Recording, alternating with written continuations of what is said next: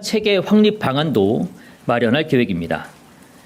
마지막으로 방위산업 도약을 위한 제도 개선입니다. 지난 8월 발족한 방위산업 발전 추진단을 컨트롤 타워로 해서 방산기술 보호, 기술 협력 강화를 위해 제도적 장벽을 해소해 나갈 계획입니다. 특히 공공 분야에서 일했던 전문 인력들이 민간에 취업해서 그 전문성을 활용할 수 있도록 취업 제한 제도를 개선해 나갈 계획입니다.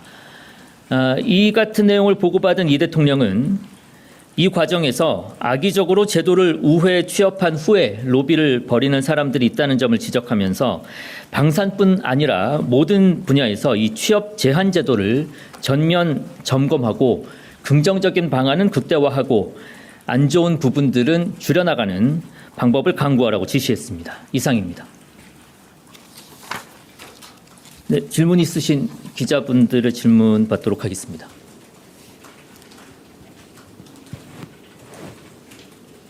네, 뒤쪽에 마이크 전달해 주십시오. 네, 안녕하세요. 오마이뉴스의 이경태 기자입니다. 그 대통령이 언급한 사정기관 공무원의 권한남용 사건이 구체적으로 어떤 것인지 혹시 알 수 있을지 궁금합니다. 그리고 비공개 때는 지금 방산 분야 관련해서 집중적으로 말씀하셨는데 관련해서 뭐 엄단 이런 얘기를 하셨으니까요. 뭐 감찰이라든가 특별하게 더 추가로 주문된 게 있는지 궁금합니다. 일단 두 번째부터 말씀드리면 방산 분야와 관련해서는 뭐 엄단해야 된다라는 내용보다는 이 방위 산업을 어떻게 활성화할 수 있을 것인가에 주목해서 논의가 이루어졌습니다.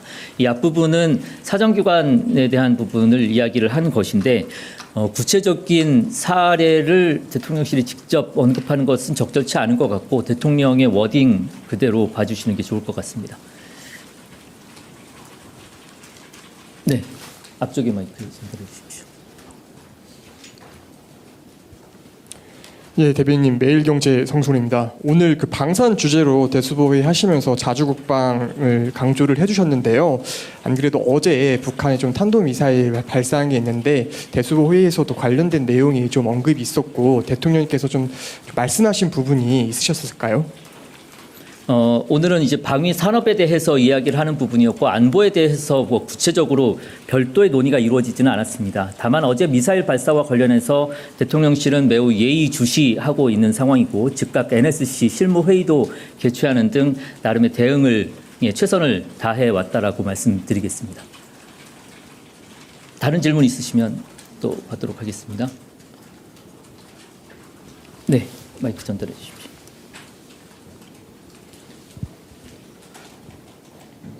네, 저 TV조선의 최민식입니다. 오늘 대통령께서 자주국방 이야기 해주셨는데 결국은 전작권 환수를 계속해서 해나가겠다 이런 취지로 이해가 됐거든요. 그러면 혹시 구체적인 로드맵 발표나 이런 게 계획이 있는지 좀 궁금하고요. 그리고 방산 산업 관련해서 그 방산 내부 생태계 그다음에 대기업과 중소기업의 상생 협력 이런 거 계속 강조를 하고 계신데 방산 산업 안에서 어떤 특정 사건이나 갈등이 있어서 이런 얘기가 계속 나오는 것인지 궁금합니다. 두 번째부터 말씀드리겠습니다. 그 상생 협력 차원에서 특별히 갈등이 있었다기보다는 오히려 대통령이 그런 갈등 사례는 없는지 궁금해하고 보는 경우들이 많았고 특별히 갈등 사례가 소개되지는 않았습니다. 다만 이 방위산업 분야가 앞으로 전도 유망한 분야인 만큼 상생 협력을 통해서 그 효과를 극대화해 나가자라는 취지에서 논의가 이루어졌다라고 말씀드릴 수 있겠습니다.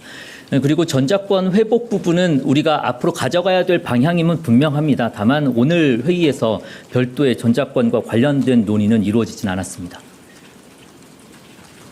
네, 마이크 전달해 주시죠. 네, 한국경제신문 김형규 기자입니다. 수출 기업에 대한 금융 지원 확대 오늘 말씀하셨는데 이게 그 수은법 한도를 좀 넓히는 개정안에 대해서 혹시 말씀하셨는지 구체적으로 어떤 건지 좀 궁금하고요. 그리고 국가적 지원으로 혜택을 얻은 기업이 방산 생태계를 살리는데 이익을 쓴다라는 게 어떤 의미인지 좀 설명해 주시면 감사하겠습니다. 두 번째 죄송하지만 다시 한번 말씀해 주시겠어요? 두 번째 국가적 지원으로 혜택을 얻은 기업이 그 이익을 방산 생태계를 살리는 데 쓸 수 있도록 해야 된다는 얘기입니다.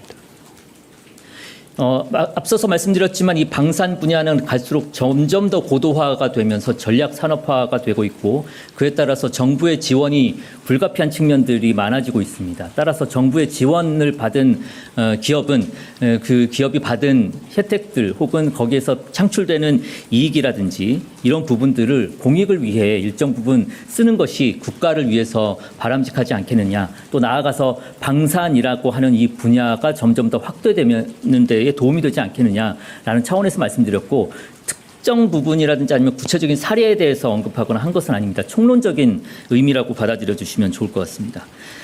그리고 말씀해 주셨던 게 질문이 앞서서 해 주셨던 게 어떤 질문이었죠?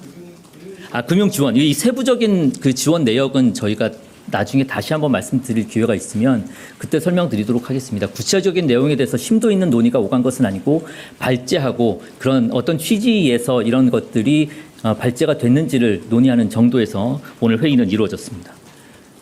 네, 마이크 앞쪽으로 전달해 주시죠. 네, 뉴스원 한재준 기자입니다. 그 각국 제외 공간을 그 방산 수출의 전진 기지로 삼겠다고 말씀해 주셨는데 그렇다면 뭐 국방부나 방위사업청 이런 그 관계자분들을 뭐 공간에 추가로 파견하거나 뭐 인력을 늘리거나 이런 것도 좀 검토를 하실까요? 구체적인 인력 파견 계획까지는 아직은 조금 이른 상황이고 이 공간들을 10분 활용을 하겠다. 그래서 방위산업의 전초기지 그러니까 현장에서 가장 현지의 상황을 잘 알 수 있는 곳도 적극적으로 자원과 인프라를 활용을 하겠다라는 취지 정도로 이해를 해주시면 좋을 것 같습니다. 또 질문 있으실까요? 네.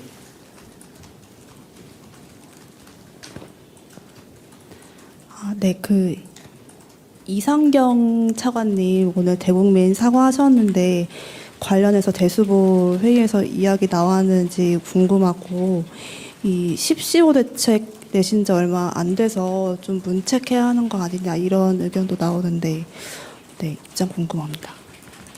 오늘 대수보 회의는 방산에 대한 회의여서 부동산과 관련된 내용들이 따로 나오지는 않았습니다. 다만 말씀하신 부분 다 포괄적으로 답을 드리면 대통령실은 관련해서 여러 사안들 그다음에 국민들의 목소리를 신중히 그리고 엄중히 귀 기울이고 있다라고 답을 대신하겠습니다.